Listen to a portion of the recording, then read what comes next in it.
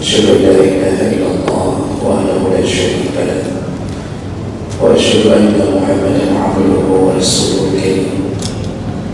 اللهم صل وسلم على نبينا المصطفى محمد وعلى آله وأصحابه أجمعين. أما بعد، رب اشرح لي صدري ويسر لي أمري واحلل عقدة من لساني يفقهوا قولي.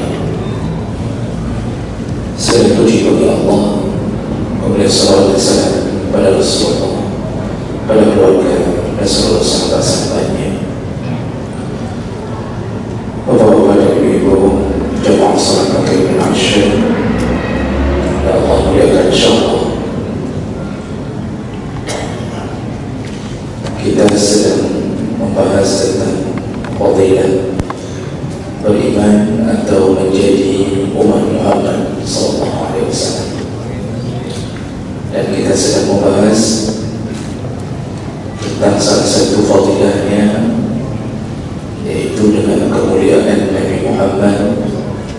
Allah mengizinkan Nabi kita untuk memberi syafaat kepada umatnya.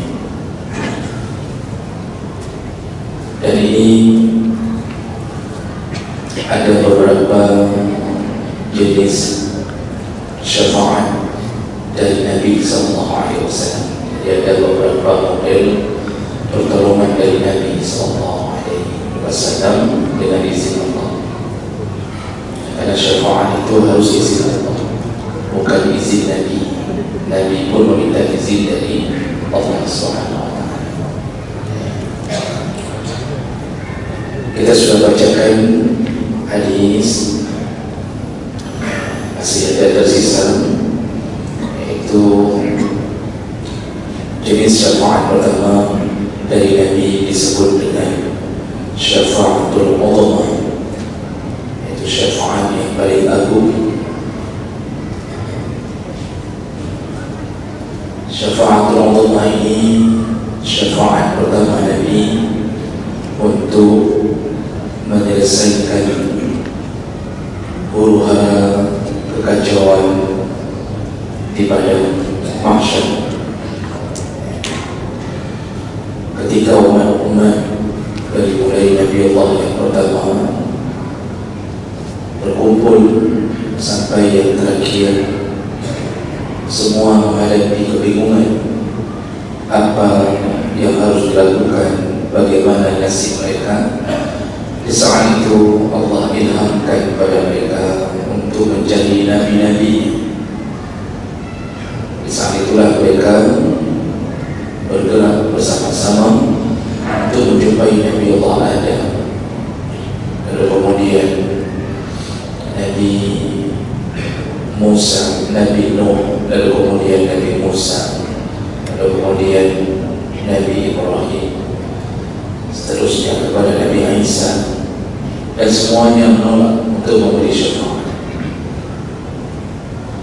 Nabi Isa mengusulkan datangilah Nabi Muhammad. Jadi ini proses pemberian syafaat pertama dari Nabi Muhammad. Kita sambung itu kemarin pembahasan kita yang terputus, bagaimana kejadiannya. Allah telah gambarkan melalui kalam Nabi, hadis Nabi.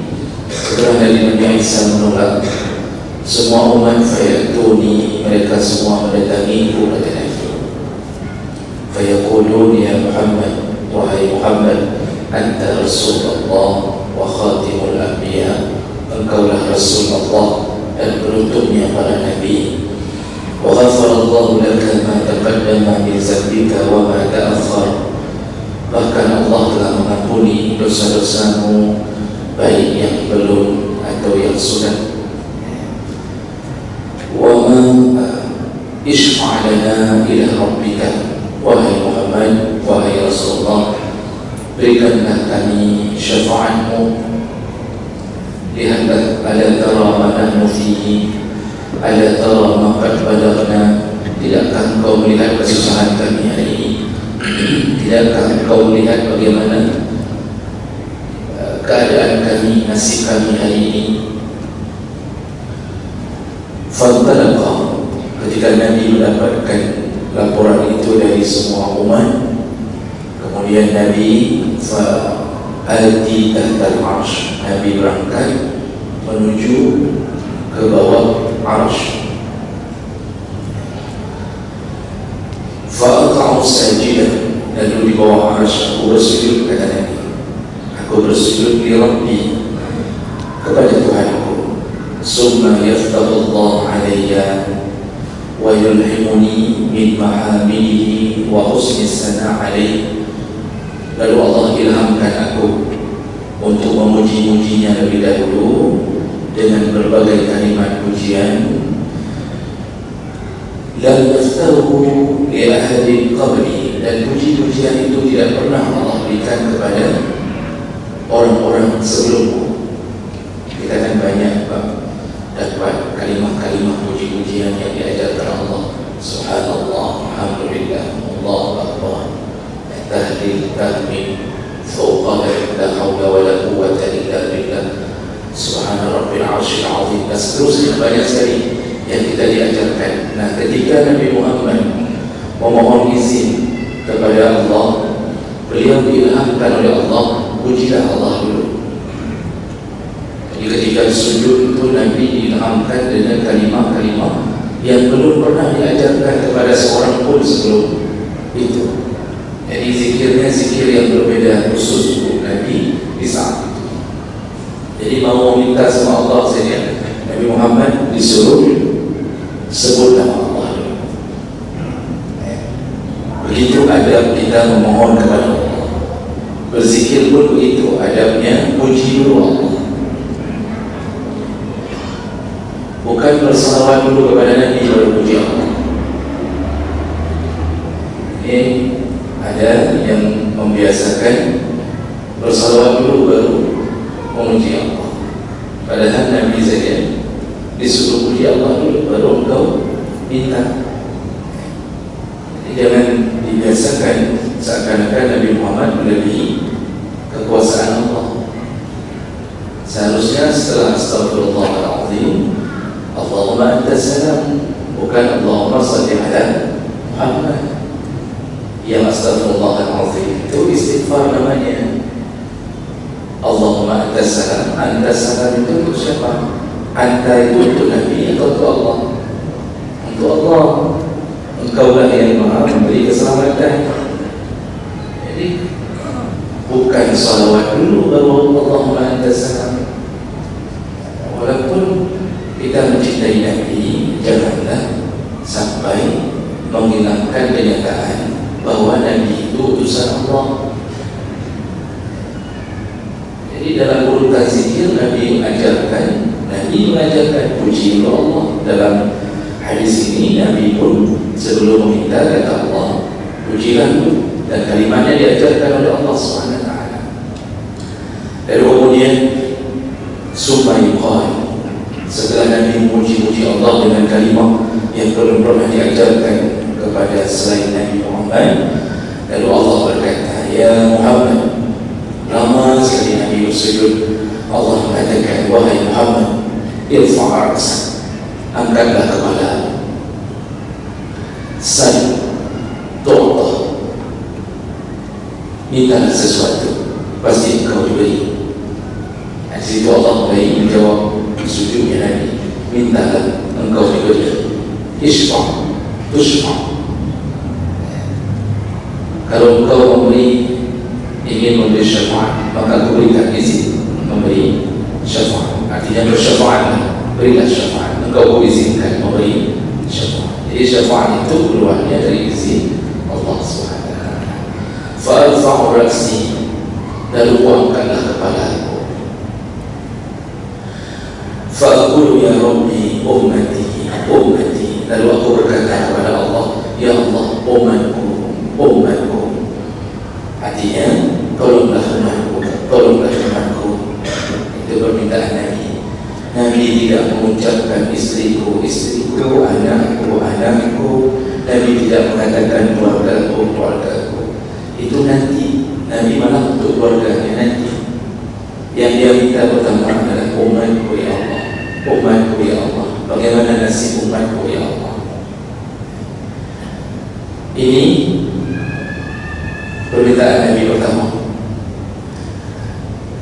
Fayuqalu ya Muhammad, lalu Allah berkata, ya Muhammad, wahai Muhammad, adkhilil jannah min ummatika, masukkanlah ke surga umatmu, man la hisaba alaihi, yang umat yang tidak perlu dihisab. Masukkanlah ke surga umat yang tidak perlu dihisab dari umatmu. Min babil ayman min abwabil jannah, masukkan dari pintu yang kanan, masukkan dari pintu surga yang kanan. Jadi kita umat Muhammad yang tidak ada hisabnya itu diberi izin kepada Nabi Muhammad masukkan ke sebelah pintu yang kanan. Wa hum syuraka'un nas fi ma siwa dzalik min al-abwab. Sedangkan umat-umat lain itu mereka nanti masuk dari pintu yang lain. Umatmu Muhammad terutama yang tidak ada hisabnya masukkan ke pintu yang kanan. Umat-umat lain yang akan masuk surga nanti masuk pintu yang lain. Begitu kemuliaan Allah. Walladzi nafsu Muhammadun biyadihi inna ma baina misra'ain min masarih al-jannah la kama baina Makkah wa Hajar wa kama baina Makkah wa Busra. Kata Nabi, demi jiwa Muhammad di tangan Allah SWT, sesungguhnya jarak antara pintu surga adalah antara satu pintu surga dengan pintu yang lain. Itu pintunya saja jaraknya antara Mekah dengan Hajar, atau antara Mekah dulu tempat kelahiran Ismail itu dengan Hajar, maksudnya itu dengan Hajar Aswad, atau kama baina Makkah wa Busra, atau jaraknya antara Mekah dengan Mekah Basra. Basra itu mana? Di Irak. Jadi jarak pintu surga itu antara kota Mekah dan kota Basra. Di hadis riwayat Muslim dan ada yang sahih. Nah, Bapak Ibu yang Allah muliakan, jadi kita tadi lihat dulu Nabi Muhammad lah yang ternyata bertindak pertama sekali pada mahsyar untuk melepaskan kebingungan umat. Dan ini pertolongan yang Allah beri pertama, karena di waktu itu ketika kita bangkit daripada mahsyar, kita kan dalam keadaan berdiri, telanjang, tidak bersandar, tidak berkhitan. Itu tidak tahu melakukan apa. Jadi hari buruhan, tidak tahu melakukan apa. Bangkit sesuai dengan amal masing-masing. Yang kafir kepala ke bawah, yang pemakan riba bangkit seperti orang-orang yang kesurupan syaitan, yang ahli maksiat, yang kawin dua tapi tidak adil, itu bahunya merek. Dibangkitkan pada mahsyar, bahunya merek. Maka kalau ada yang bau merek sekarang, ya segera taubat. Tapi tak semua bau yang merek kawin dua kan, ada yang sentuh. Macam-macam berdiri di situ, berdiri di padang mahsyar yang maha luas itu, tidak tahu melakukan apa. Jadi bingung kapan dimulai persidangan. Ini kapan nih? Kayak seperti kita itu menunggu jadwal sidang dalam perjalanan dan keluar-keluarkan jadwal sidang sampai silang kita bingung. Ini apa ini? Apa yang harus kita lakukan? Begitu keadaan umat. Makanya syafaat dari Nabi Muhammad pertama ini itu syafaat untuk semua umat. Untuk apa? Untuk memohon semoga memohon agar Allah segera memulai sidang, segera memulai persidangan. Jadi disitulah semua umat menyadari bahwa Nabi Muhammad yang bisa memohon untuk segera dimulai persidangan. Lalu kemudian kalau kita baca ayat Al-Quran, di situ nanti Allah menyebutkan tentang bagaimana mulainya persidangan di padang mahsyar. Jadi setelah Nabi Muhammad sujud, mohon, setelah itu dimulailah sidang. Allah sebutkan dalam surah Az-Zumar ayat 69, wa asyraqatil ardu bi nuri rabbiha. Setelah dikabulkan permintaan Nabi untuk memulai itu, maka tiba-tiba pada mahsyar bercahaya dengan cahaya yang terang benderang, keluar dari cahaya Rabb, cahaya Tuhan, yaitu cahaya Allah SWT. Di situ mulailah terang benderang pada mahsyar. Wa wudi'al kitab, lalu mulailah kitab dibagi-bagikan. Kitab amal kita mulai dibagi-bagikan. Yang diberi dari sebelah kanannya tanda-tanda selamat, yang diberi dari belakang punggungnya tanda-tanda kehancuran. Setelah itu wajib al-nabiyyin wasyuhada, didatangkanlah semua para nabi, lalu didatangkanlah semua para saksi. Wa qudiya bainahum, dimulailah persidangan itu bil haqq, dengan kebenaran yang datang dari Allah. Wa hum la yudlamun, dan tidak satu pun di antara hamba Allah yang dizalimi oleh Allah. Di situ mulainya. Jadi tiba-tiba datang cahaya Allah, terang benderang pada mahsyar, didatangkanlah para nabi, datangkanlah para saksi. Artinya semua yang berhubungan dengan amal kita.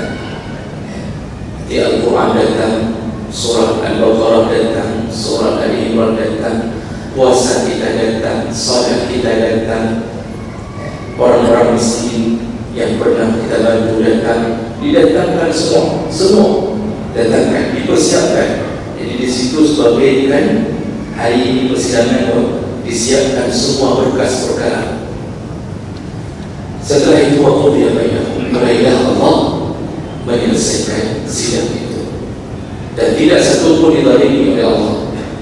Maksudnya yang neraka bukan karena Allah, tapi engkau memilih neraka. Yang surga juga bukan karena Allah menginginkan dia langsung masuk surga, tapi karena dia sendiri berjuang untuk masuk surga. Jadi bagaimana dengan hadis yang menyatakan seorang yang telah ditetapkan neraka, kalau dia memang jatahnya neraka, maka sedetik atau beberapa menit sebelum kematiannya dia akan beramal dengan amalan ahli neraka, walaupun sebelumnya dia akan beramal dengan amalan ahli surga. Itu juga sebaliknya, yang tetapkan surga maka dia tetap akan surga, walaupun ahli maksiat beberapa menit sebelum meninggal dunia dia akan melakukan amalan-amalan ahli surga. Apakah ini kezaliman? Sahabat sudah bertanya tentang ini dalam hadis yang sama. Ya Rasulullah, kalau semua kita telah ditetapkan surga dan neraka, itu apa lagi kita beramal? Itu apa lagi? Ini kalau neraka kita, itu apa berjamaah, ujung berokasi, itu apa sedekah, itu apa zakat, itu apa menunggu Ramadan. Kalau memang nasib kita telah ditentukan neraka, itu sudah ditanya sebelum kita kebingungan. Sahabat sudah bingung dulu. Apa jawaban ini? Teruslah beramal. Dengan amalmu engkau tahu nasibmu, engkau tahu takdirmu. Ternyata yang memutuskan surga dan neraka adalah kita. Allah hanya memberi hak kita untuk berfikir dan berikhtiar. Kalau kita masuk surga, maka kita akan berjuang untuk mendapatkan surga. Orang-orang yang tidak sholat hari ini, mereka berjuang untuk membuka pintu neraka.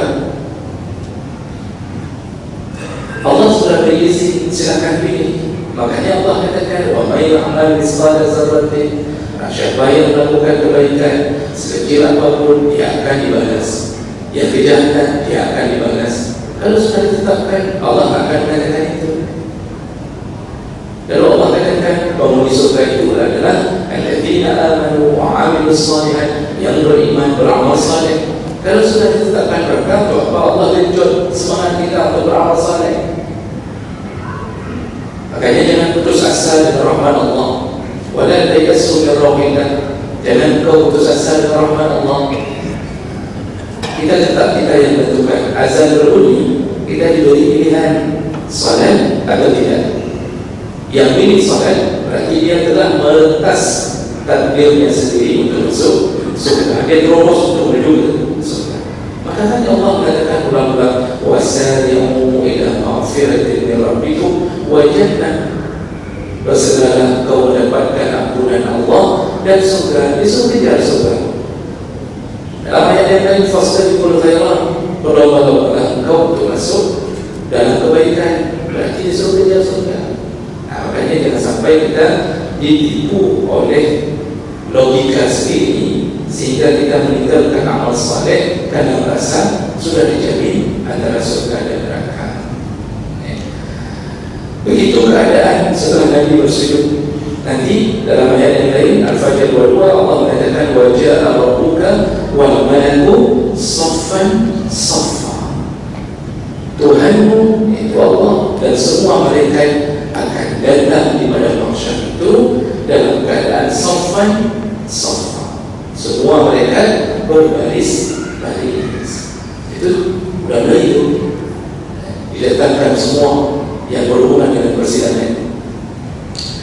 Lalu kemudian dalam surah Al-Baqarah ayat 20 Allah mengatakan hal yanzuruna illa an ya'tiyahumullah fi dhulalin minal ghamam wal malaikatu wa qudiya al-amr wa ila Allahi turja'ul umur. Apa kata Allah? Tidak ada di antara mereka, yaitu orang-orang kafir yang dimaksud, menunggu-nunggu kecuali datangnya azab dari Allah, dan Allah bersama mereka datang sedangkan perkara mereka telah diputuskan, dan kepada Allah kan semua perkara dikembalikan. Dan ini banyak ayat-ayat yang menyatakan awal-awal akan terjadinya proses sidang di padang mahsyar. Kapan dimulai? Ketika Nabi telah menghadap Allah di bawah arasy. Nah, ini syafaat Nabi yang pertama.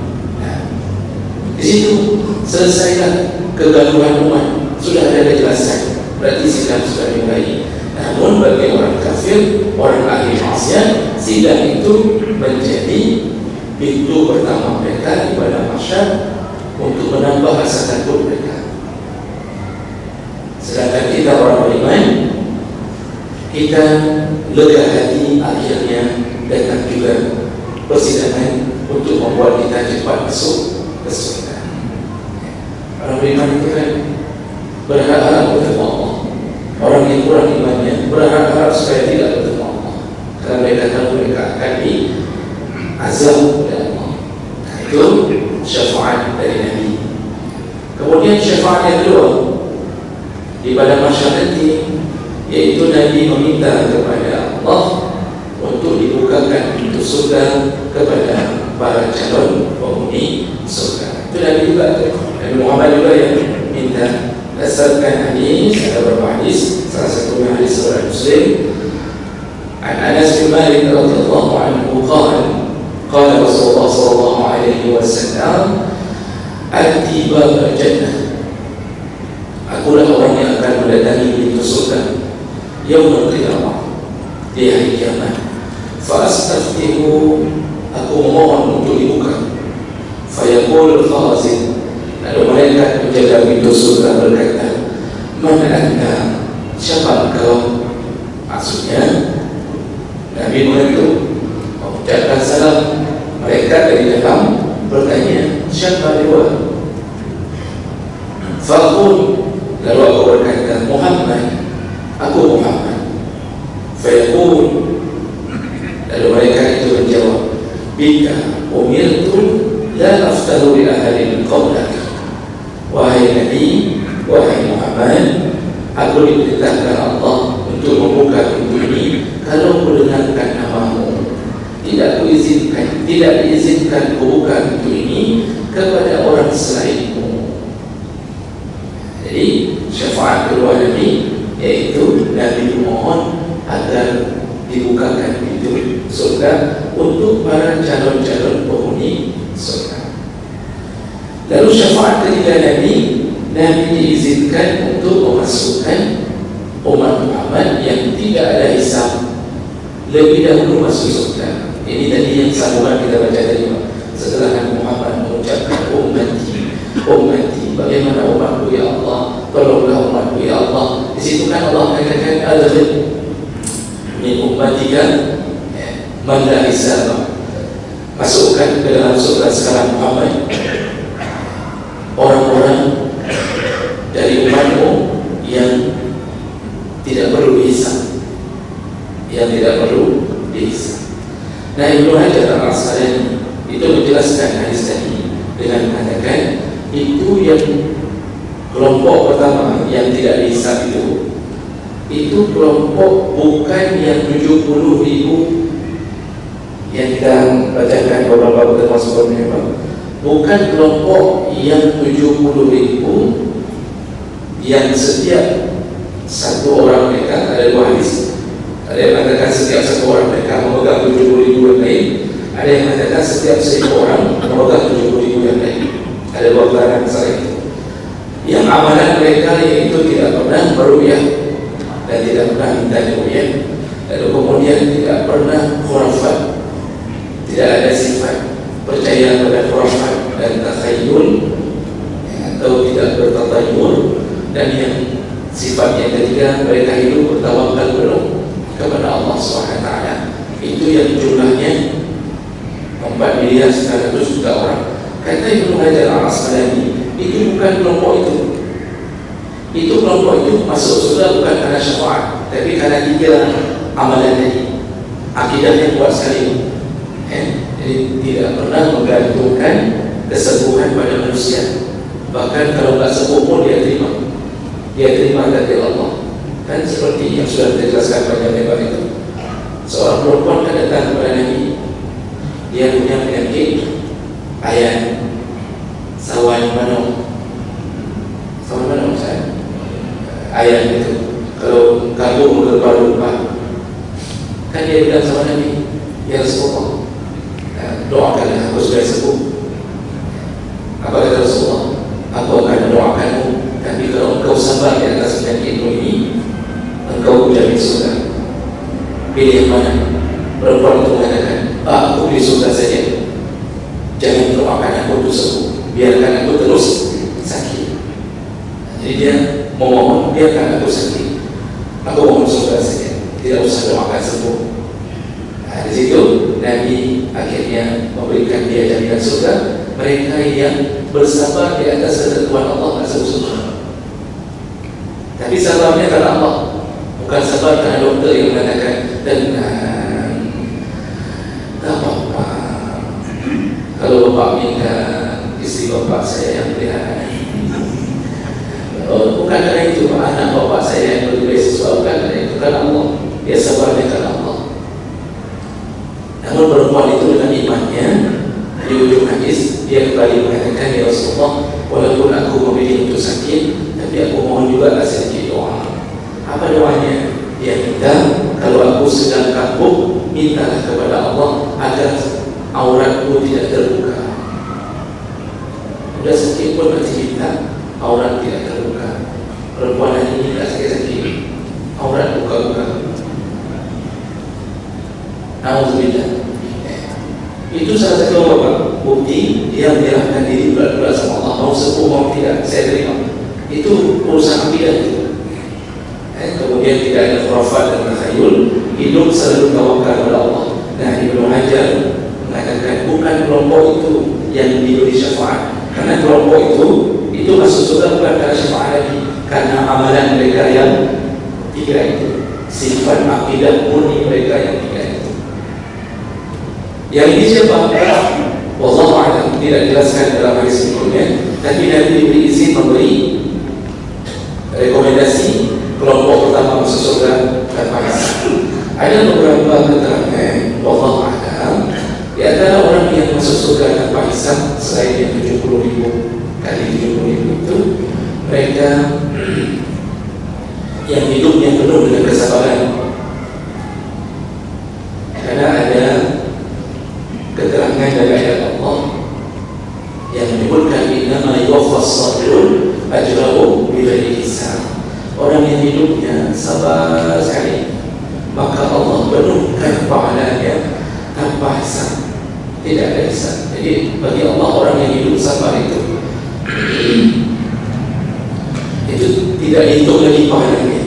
Maksud tanpa hisab dia langsung lempar surga. Hidup orang baik, miskin, tapi tetap dekat dengan Allah, dikhianati, ditipu, tapi tetap dekat dengan Allah. Dia sabar pada dia. Ini hal-hal ini ternyata itu ada pandangan mereka kelompok pertama yang meninggal dalam keadaan sabar, meninggal dalam keadaan sabar. Yang kedua, kelompok orang-orang yang sabar di bawah pedang-pedang musuh. Jadi ada hadis Nabi menyebutkan orang syahid itu langsung surga.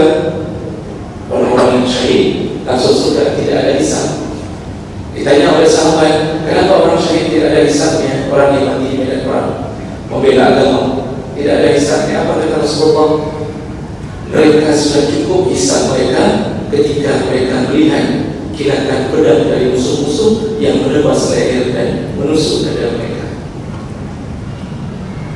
Dulu kan perangnya dari mana?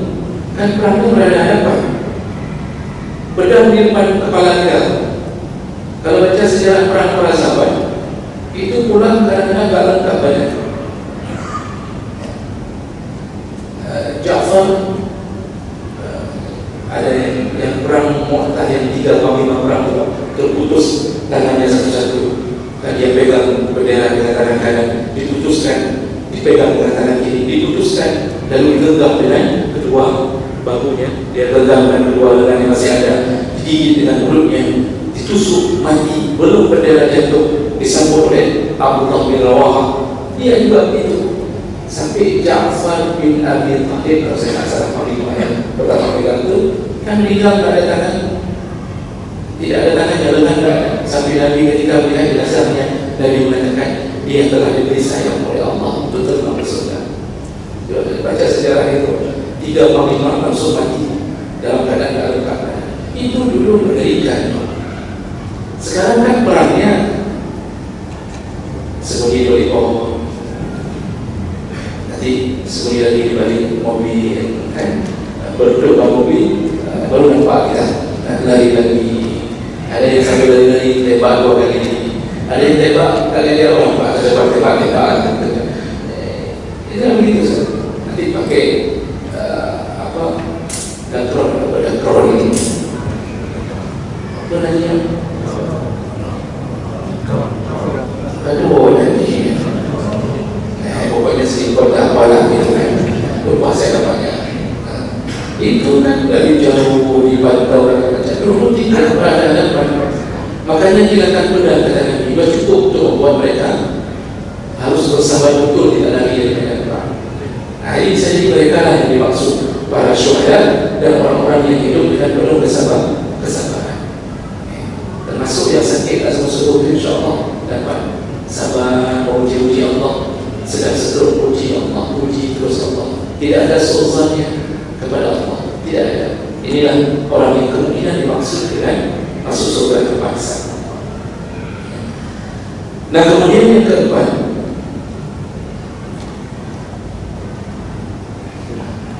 baik satu lagi lupa. Ini semua syafaat, ada beberapa syafaat khusus dari Nabi. Syafaat keempat dari Nabi yaitu syafaat untuk menambah derajat orang-orang yang sudah masuk surga. Jadi ini adalah umat Muhammad yang sudah masuk surga. Nabi diizinkan memberi syafaat untuk menaikkan derajat mereka dalam surga. Berdasarkan keterangan dari Nabi SAW, hadis riwayat Muslim, Anas bin Malik berkata kepada Nabi SAW, Rasulullah berkata, "Ana awwalu syafi' fil jannah." Akulah orang pertama yang diberi izin untuk memberi syafaat di dalam surga. Ternyata dalam surga pun Nabi masih beri syafaat. Lam yasbiq Nabi min al-anbiya. Di saat Nabi lain tidak diberi, tidak dipercayakan, bukan tidak percaya masuk Nabi tidak baik. Nabi lain tidak diberi rekomendasi oleh Allah sebagaimana masuk itu, sebagaimana aku diberi kepercayaan untuk memberi syafaat.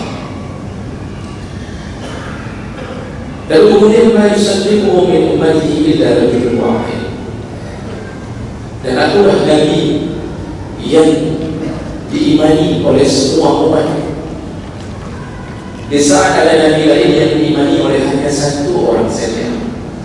Maksudnya, akulah Nabi yang paling banyak umat yang beriman kepadaku. Di saat Nabi lain, ada yang beriman hanya satu orang saja.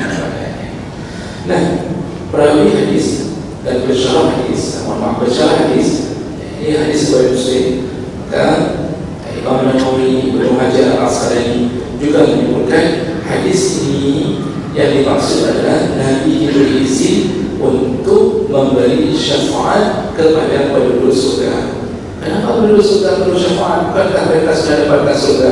Ternyata bukan untuk membuat kebahagiaan, tapi menambah kebahagiaan. Surga itu kan ada levelnya. Hadis ini mengatakan posisinya berbeda. Surga itu kan ada yang posisi di tengah, ada yang di samping, di samping-samping pikiran, ada yang di atas. Ketika disebutkan di atas, para sahabat bertanya, siapa penghuni yang di atas sana ya Rasulullah? Apakah semuanya para nabi?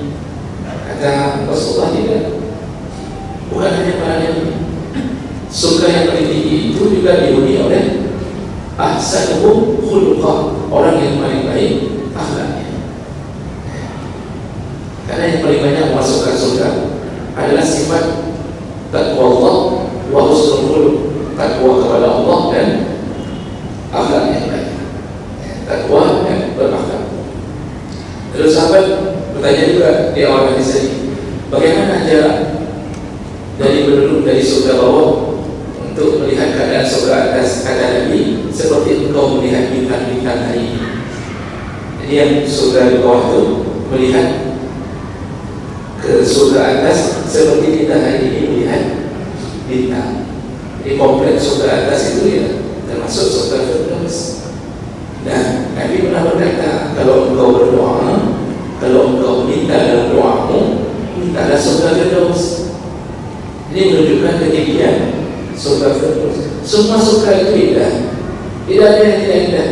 Jadi bukan seperti rumah kos berapa bayar mahal itu indah, kan? Semua indah. Tapi Nabi memberi syafaat untuk yang orang-orang yang berada di surga-surga yang sudah indah, diberi kenikmatan yang lebih indah, yaitu tinggal bersama para nabi di surga Firdaus. Inilah syafaat yang diberi Nabi kepada para penduduk yang sudah, umat Muhammad yang sudah masuk surga. Nah, maka Bapak Ibu yang Allah biarkan, dari level keempat ini Nabi sampai berjuang agar umatnya berbahagia sebetul-betulnya bahagia. Makanya habis azan, kalau mau dapat syafaat yang lain kali ini, itu baca doa yang lengkap. Karena Nabi pernah berkata, siapa yang setelah azan, jadi jauh dulu azannya, jauh dulu kalimat azan selalu, lalu kemudian setelah azan dia bersalawat, lalu dia membaca doa wasilah. Dia baca doa wasilah, Allahumma rabb hadhihi da'wati tammah, seterusnya. Lalu dia tutup dengan raditu billahi rabban wa bil islam dinan wa bi muhammadin nabiyya atau rasulan. Di ujung hadis itu Rasulullah mengatakan, faqad ahallat lahu syafa'ati yaumul qiyamah. Orang yang baca ini, ku halalkan syafaatku untuknya di hari kiamat. Makanya bacalah dengan baik doa setelah azan. Itu salah satu cara. Kita sambung insyaallah di pertemuan yang akan datang. Subhanallah wa bihamdihi, asyhadu an la ilaha illa anta, astaghfiruka wa atubu ilaik. Wassalamu